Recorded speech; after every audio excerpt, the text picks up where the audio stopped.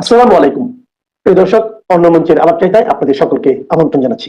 ফেব্রুয়ারিতে নির্বাচন নিয়ে বিএনপির স্বপ্নের নদীতে বালুচরের হানা স্পষ্ট হতে শুরু করেছে। জামাতের নেতৃত্বে ৮টি ইসলামী দল সমাবেশ করে জানিয়ে দিয়েছে, জুলাই সনদ বাস্তবায়নের আদেশ জারি এবং গণভোটের আগে জাতীয় সংসদ নির্বাচন হবে না। ডক্টর মোহাম্মদ ইউনূসের স্বপ্নের কিংস পার্টি এনসিপিও দিচ্ছে বিএনপির সঙ্গে না থাকার ইঙ্গিত। এমন কঠিন পরিস্থিতিতে নির্বাচন কেন্দ্রিক স্বপ্নের দুরাশা স্পষ্ট হয়ে উঠছে বিএনপির সামনেও। অনেকটা অস্তিত্বের সংকটে পড়া দলটি এতদিনে বলছে, সরকারের ঘনিষ্ঠ মিত্রদের সঙ্গে ঐক্যের আর কোনো সুযোগ নেই। প্রধান উপদেষ্টার পক্ষ থেকে জুলাই সনদের কথিত সাংবিধানিক আদেশও মানবে না দলটি। একতরফা কোনো সিদ্ধান্ত ঘোষণা হলে দায় সরকারের উপর বর্তাবে বলেও সতর্ক করেছে বিএনপি। নানার দিকে কুলহারা দলটির মহাসচিব আওয়ামী লীগের প্রতি নমনীয় হওয়ার বার্তা দিচ্ছেন। বলেছেন, বিএনপি প্রতিহিংসার রাজনীতি চায় না। প্রশ্ন হলো, কঠিন বাস্তবতা উপলব্ধি করেই কি বিএনপি মহাসচিবের এমন ঘোষণা? আবারও কি ফিরে আসছে ২০০৭ সালের দৃশ্য? দেশের প্রধান দুই দল নিজেদের বিভাজন দূর করে ঐক্যবদ্ধ আন্দোলনের পথে ফেরার চেষ্টা করছে। -2 ফর্মুলা কি আবারও ব্যর্থ হওয়ার পথে? এর বিপরীতে প্রতিপক্ষদের মেটিকুলাস প্ল্যান কি হবে? নানামুখী চাপে দিশেহারা অধ্যাপক ইউনূসের নেতৃত্বে নতুন কি কৌশল দেখা যেতে পারে আগামী কয়েকদিনের রাজনীতিতে? বিস্তারিত জানতে চলুন যাওয়া যাক বিশ্লেষণে। 13ই নভেম্বর আওয়ামী লীগের ডাকা লকডাউন কর্মসূচি ঘিরে টান টান উত্তেজনার মধ্যে 11ই নভেম্বর ঢাকায় সমাবেশ করে জামাতের নেতৃত্বে 8টি ইসলামী দল। কর্মসূচি থেকে পরিষ্কার জানিয়ে দেওয়া হয়, জুলাই সনদ আদেশ এবং গণভোটের আগে সংসদ নির্বাচন হতে দেওয়া হবে না। সমাবেশে জামাত এবং মিত্র দলের নেতারা বিএনপির বিরুদ্ধে রণহুঙ্কার দিতেও ছাড়েননি। জামাতের আমির শফিকুর রহমান সাব জানিয়ে দেন, 2026 সালে নির্বাচন দেখতে হলে আগে জুলাই আন্দোলনের স্বীকৃতি লাগবে। দর্শক, অসুস্থ হওয়ার পর গত কয়েক মাস ধরে জামাতের আমির তেমন একটা বক্তব্য দেননি, কিন্তু 11ই নভেম্বর একেবারে হুঙ্কার দিয়ে বলেছেন, যারা জুলাই মানবেন না তাদের জন্য 26 সালে কোনো নির্বাচন নেই। বিএনপির নাম অবশ্য মুখে নেননি জামাতের প্রধান। তা না করে তিনি বলেছেন, জনতা কি চায় কান পেতে বোঝার চেষ্টা করতে হবে। যারা এটি বুঝতে ব্যর্থ হবে তাদেরকে নিজেদের পরিণতির জন্য প্রস্তুত থাকতে হবে। সমাবেশে চূড়ান্ত হুমকি দিতেও ছাড়েননি শফিকুর রহমান। 8 দলের নেতাকর্মীদের তৈরি থাকতে বলেছেন, যেন তেন নয়, একেবারে দুর্বার গতিতে আন্দোলন চালাতে চায় জামাত। সমাবেশে জামাতের অন্য নেতারাও ছিলেন রণমূর্তিতে। দলের সহকারী সেক্রেটারি জেনারেল হামিদুর রহমান আজাদ বিএনপিকে হাইকোর্ট দেখিয়ে ছেড়েছেন। বলেছেন, সংবিধান মেনে সব করলে 26 সালে নির্বাচন অনুষ্ঠানের কথা কোথাও লেখা নেই। সংবিধান অনুযায়ী নির্বাচন হওয়ার কথা 29 সালে। সমাবেশে খেলাফত মজলিসের আমির মামুনুল হকের হুমকির ভাষাও ছিল পরিষ্কার। তিনি বলেছেন, দেশে গণভোটের আগে কোনো কিছু হতে দিবেন না। জুলাই সনদকে কোনো কাগজের সনদ হিসেবে রেখে দেওয়া যাবে না। অবিলম্বে সরকারি আদেশের মাধ্যমে এর আইনি ভিত্তি দিতে হবে। দর্শক, ঢাকার বুকে সমাবেশ করে বিএনপির প্রতি পরিষ্কার চ্যালেঞ্জ ছুড়ে দিয়েছে জামাত সহ 8টি মিত্র দল। এর মধ্য দিয়ে স্পষ্ট হয়ে উঠেছে, ফেব্রুয়ারিতে নির্বাচন পেতে হলে নাকে খত দিয়ে আলী রিয়াজের হাজর সংবিধান মেনে নিতে হবে। আর সেটি করা হলে নির্বাচিত সংসদ পরিণত হবে তামাশায়। ভোটে জিতলেও বিএনপির একমাত্র দায়িত্ব হবে হাজর সংবিধানকে অনুমোদন। আবার সেই সংবিধানের মাধ্যমে কেবল দেশ গভীর অচলাবস্থায় পড়বে না, নিজেদের রাজনৈতিক কবর নিজেদেরই খুঁড়তে হবে বিএনপিকে।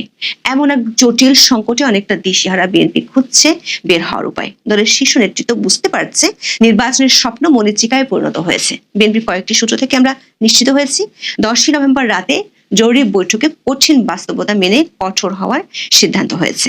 এর অংশ হিসেবে 11ই নভেম্বর দলটির প্রভাবশালী নেতারা দিয়েছেন শক্ত বার্তা। দলের ভারপ্রাপ্ত চেয়ারম্যান তারেক রহমানের সভাপতিত্বে 10 নভেম্বর রাতে বিএনপির স্থায়ী কমিটির বৈঠক হয়। সেখানে সবশেষ রাজনৈতিক পরিস্থিতি এবং জুলাই সনদ বাস্তবায়নের আইনি ভিত্তি নিয়ে বিস্তারিত আলোচনা হয়। বৈঠকের সিদ্ধান্ত জানাতে পরদিন সংবাদ সম্মেলন করেন খন্দকার মোশাররফ হোসেন। বলেন, জুলাই সনদের বিষয়দের বাইরে সরকার কোনো সিদ্ধান্ত ঘোষণা করলে বিএনপি তা মানতে বাধ্য থাকবে না। সেক্ষেত্রে সব দায় দায়িত্ব সরকারের উপর বর্তাবে।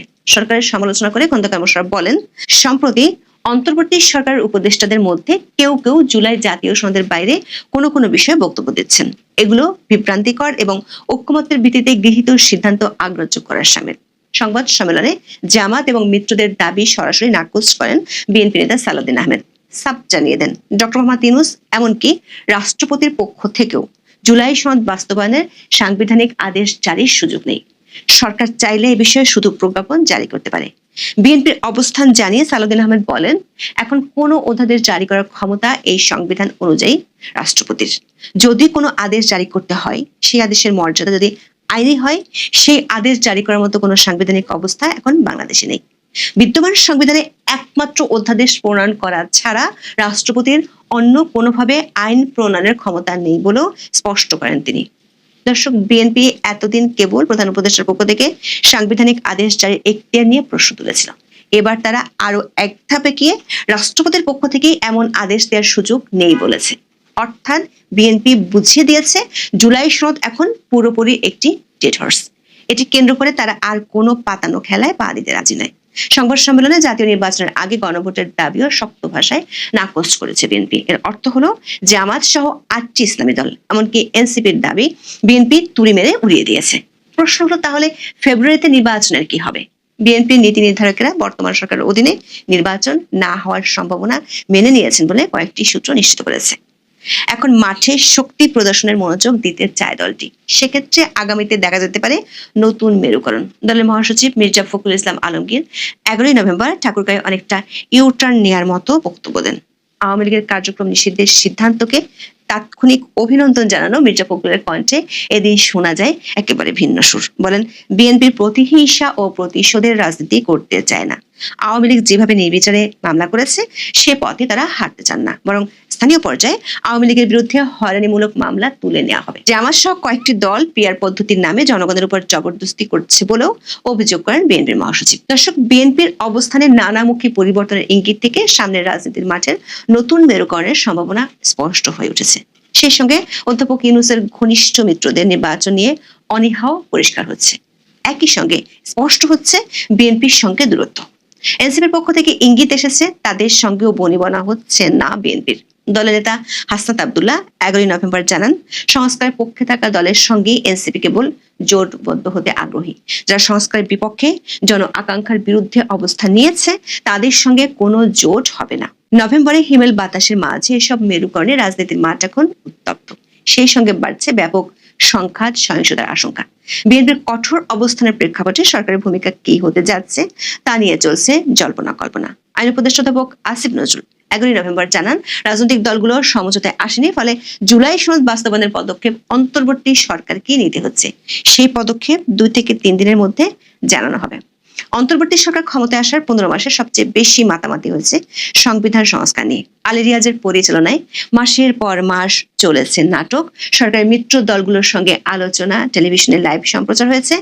ঘটা করে 2 দফায় সংসদ ভবনের সামনে হয় বিলাসবহুল আয়োজন, অথচ এতদিন পরে এসে আইন উপদেষ্টার কথায় পাওয়া যাচ্ছে বিরক্তির ইঙ্গিত।